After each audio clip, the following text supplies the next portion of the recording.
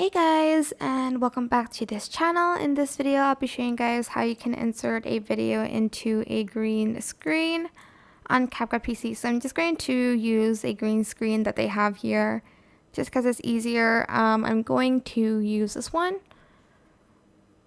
I'm just going to place it on the second track. I'm going to go to local and I'm going to add in a video underneath that, maybe this one. Let's turn off, actually no, I'm just going to leave it like that.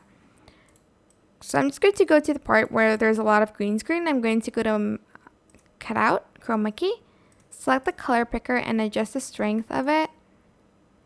And if you want, you can add in shadow, but I don't think it affects us too much because it is a white background. I'm just going to scale that up. And that is it, basically. I hope this tutorial was helpful for you guys. Don't forget to like, comment, share, and also subscribe to this channel if you haven't done that already. If you have any more questions, just leave it in the comment section down below. I will try my best to answer them all for you guys. And if you found this video helpful, please click the thanks button above the description box down below. Thank you so much for watching. Bye!